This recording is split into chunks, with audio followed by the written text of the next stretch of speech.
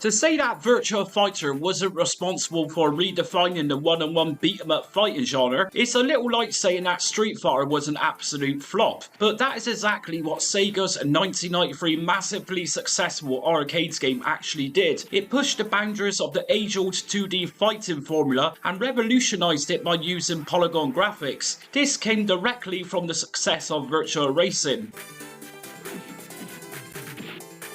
But of course this AM2 developed release, which was headed by Yu Suzuki, hasn't really aged very well over the years. But by just comparing this with some of the other releases from 1993, such as Mortal Kombat 2 or Samurai Showdown, then you can easily see that Sega wanted nothing more but to bring realism to the world. And this title is most definitely the initial template for this, with other developers eventually following suit. The game was praised for its physics at the time and how realistic characters on screen controlled. Going back to how this game looks today, well, Yu Suzuki later confirms that for the time of this game's release, 3D graphics in games were very primitive. You could only make models from triangles, which didn't even have textures. There wasn't the opportunity to make graphics that were really beautiful, and because of that, I decided to spend all of my efforts to make character movements correct and realistic.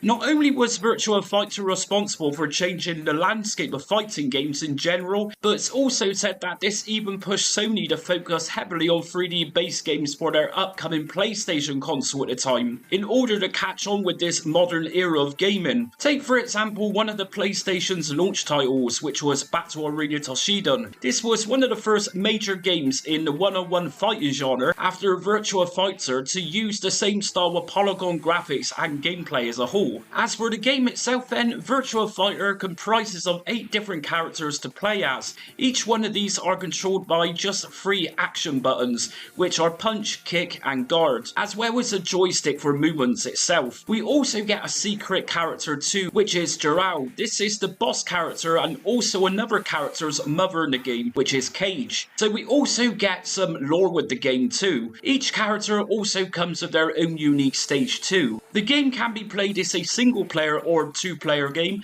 and although Yu Suzuki revolutionised the future of games in this style, the main fighting principles are still here. Beat an opponent 2 times, then we move on to fight someone else. However, we do get an arguably annoying feature, which is ring out. This means if the player or an opponent moves too close to the edge of a platform, then you or the opponent wins that round. We also get times per fight as per usual for these games, but don't let this generic element fool you. Virtua Fighter was once one of Sega's biggest selling arcade games of all time. We have several different home conversions to get through today, so ranking from worst to best, we are going to find out which version of this iconic Sega 1993 game, Virtua Fighter, had the overall best version to play at home.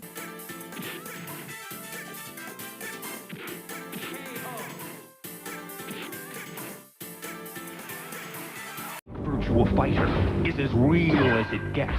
Then it's Funny thing with the R-Zone system is that Tiger, who manufactured these contraptions, were said to attempt to rival Nintendo's Virtual Boy at the time. Now, considering that the Virtual Boy itself is notoriously known for being one of Nintendo's biggest ever flops, then how the hell did Tiger think they could rival it in the first place? Like myself, you probably owned at least one Tiger LCD game during the 80s and 90s. I had many of these ranging from Street Fighter, Double Dragon and even Batman, but let's be honest here, the packaging for these handheld consoles were probably the best thing about them. But the truth is, and as the saying goes, you simply can't polish a turd. But Tiger tried badly to do so. So Tiger leveled up its game in 1995, and along came a system in which the player would strap a headset on and use one eye to focus on the projected LCD display from its game cartridge to the mirrored surface which the player focuses the eye on. I remember Argos selling these, and even then, and being a gaming geek back then, I had zero interest in these. What Tiger loved doing best is taking massive game franchises and demaking them in the worst possible way. And this is what happened with its version of Virtua Fighter. I mean, demake is likely the only way I could describe these games. games. But to make things even more like Nintendo Virtual Boy, those graphics had now been upgraded, if you like, to red lines with a black background as opposed to LCD games' traditional look. To say that the Tiger R-Zone was a critical failure is an understatement. In fact, this whole shenanigan was actually discontinued in 1997 to be replaced with the equally as bad Game.com portable system. But that's another story for another video. R-Zone cartridges play on the R-Zone and the R-Zone Super Screen. Ready, go! Now, I seriously doubt that you saw the Sega Saturn port coming here in this ranking video, but here it is. This was one of Sega Saturn's launch titles when it went for sale in 1995. So, what exactly is wrong with this game? Well, firstly, for anybody who bought this version at the time will likely remember just how messy this game was.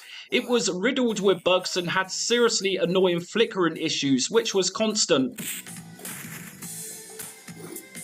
It has been reported over the years that different regions had different issues, and it seems that PAL users potentially would have bought a slightly revised version. But regardless, this launch title was fairly shoddy, and considering that Sega wanted to earn a concrete name for themselves in the 32-bit console era, then yeah, this game was fairly poor. You'll see from the gameplay footage that the HUD flickers constantly, and this also affects text on the screen too. This also continues through replays after fights have ended, but the absolute worst issue with this game was the bug where platforms at times disappear and fighters appear to be outside of the platform and fighting beside it. This makes playing the game very awkward to judge at times, as coming off of the platform generally is supposed to give us a ring out for either fighter, but here in most cases this isn't the case at all. As you can easily see in the footage, this game for some users was an absolute mess. As for the gameplay itself, well, it's not actually that bad at all, and it's also running at a full 30 FPS too, which matches the speed of the arcade game. Controlling Akira, who I played with in each version in this video, controls fairly decent here. The music and sound effects are pretty much the best thing about this version. An absolute bummer for kids and adults who bought this when it released. Personally, I would have been absolutely fuming with this game at the time. It seems bad to rank this game right here in this video, but in reality this was a poorly executed game, or rather a rush game to make a deadline for Sega.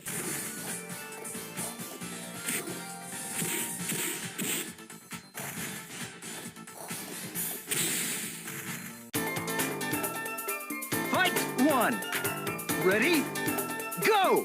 You are likely thinking to yourself, why have I placed a PlayStation 2 version right here? Well, it's not that this game is that bad, but in essence it deviates greatly from the arcade game itself. So let's start with just saying that this game had a couple of different releases in how you could play it at the time, that is. In Japan it was released as Virtua Fightrer 10th Anniversary Memory of Decade. This was a box set and included a fair few goodies for owners to check out at the time. It came with a DVD which focused on the history and development of the game, and it also came with a book of artwork which was all packaged in a very collectible case. This Japanese release launched for 2003. North America got a version of the 10th anniversary game that was bundled in with the latest Virtua Fighter 4 Evolution at the time, and as for Europe, well, sadly most Europeans would have likely only have seen this at special events, as Europe only had promotional copies of it at the time.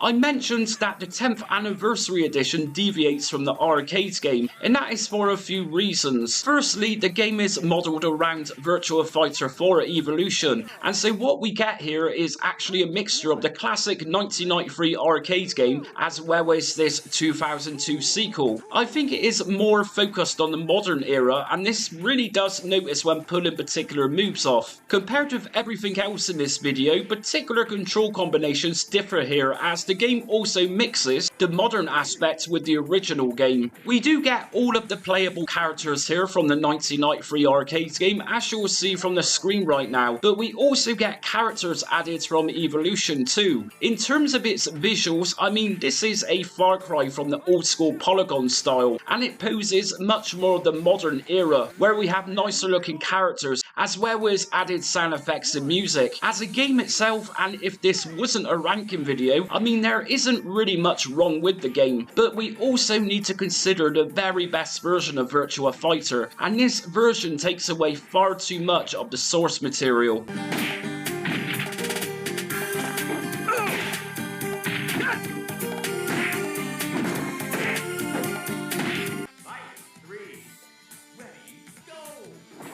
Here we have Virtua Fighter for Windows. This version is often referred to as Virtua Fighter PC. It is said that this version is pretty much a port of another particular version in this video. Now, as nice as this version would have looked at the time with smooth visuals, which were actually designed to run with Microsoft's brand new DirectX software, this version isn't really capturing the look as such, and I don't think it was unintentional either, but rather an attempt to modernize the look of the game.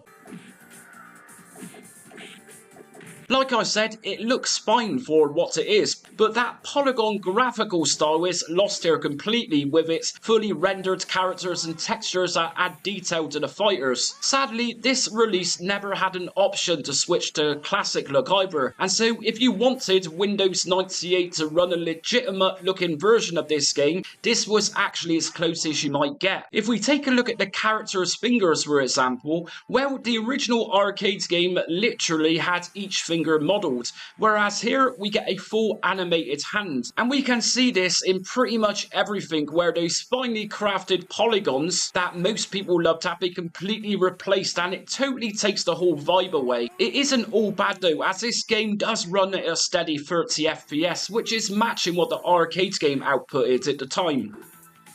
In terms of control and movements, I mean, it's not bad at all. It definitely captures the character's movements fairly accurately, and it's not too bad to control either. We do get a comprehensive options menu too at the start of the game, such as difficulty settings, but once we enter the character selection screen, this is the first hint that this game is going to look different. Even the polygon heads here have been replaced by something that looks a little more comic book style. I will say though that this 1996 release for Windows wasn't the only version for Windows. A year prior to this standalone release, people in North America who bought a new Diamond Edge 3D graphics card had a version of the game known as Virtua Fighter Remix, alongside other software which was also bundled with this hardware. The problem is though, is that if you didn't own one of these graphics cards at the time, then it's fairly unlikely that you would have got the Remix version running at all, as it was exclusive to MV1 compatible graphics cards. And this version of Virtua Fighter never got sold as a standalone game, and it's pretty much lost to 1995.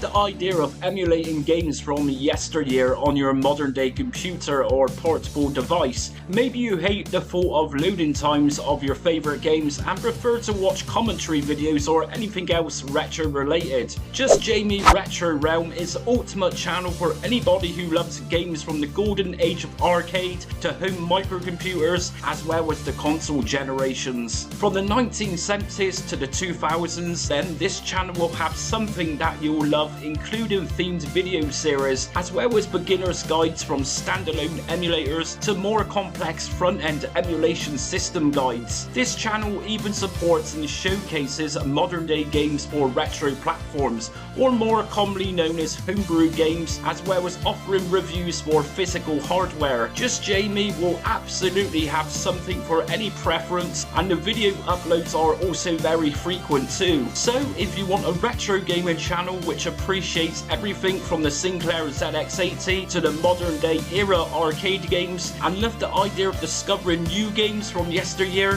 hit subscribe and set notifications so you don't miss out on almost daily content. Fight! 1, ready, go! This is the Sega 32X release. If you watched my Virtua Racing video from a couple of weeks back, Well, the 32X game was developed by the same team behind its Mega Drive port, and so it is relatively safe to say that the Sega 32X had a fairly good version of this when it launched for 1995. This game in particular is another very impressive game, which is essentially as good as an arcade port could get at the time on this hardware. When I say that Sega AM2 pushed the boundaries with this in terms of the technical limitations that they faced, they did this port some seriously great justice.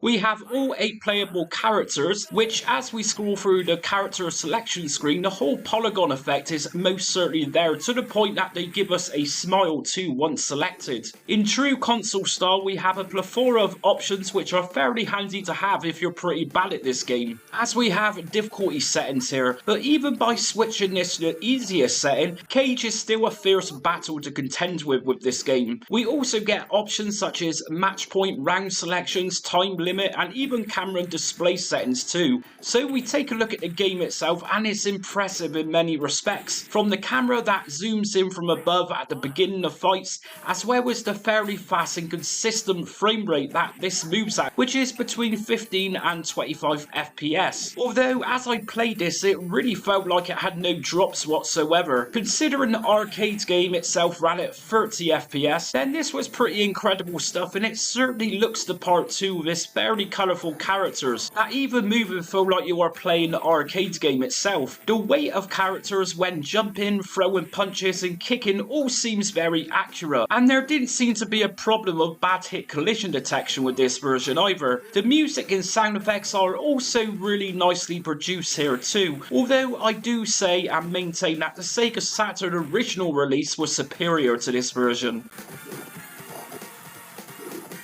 It's a real shame that many people will have missed out on this version originally, as they were likely either saving to buy a new Sega Saturn or even PlayStation. But if, like myself, this was you, well, you can see how very good this was now. And I personally think that this game looks even nicer than several fighting games that we had on the Saturn and PlayStation in the early days.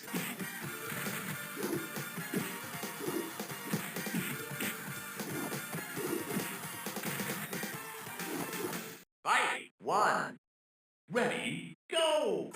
We go from Sega Saturn's original launch release game, which was an utter disaster, to this version, which is Virtua Fighter Remix. Now, you might have heard me a few times in this video talking about rendered characters, which ultimately took away that arcade vibe with its lack of polygon graphics, and that is the case here too. But really, Remix for the Sega Saturn is most definitely the way to play this game, or at least over 20 years back, that is.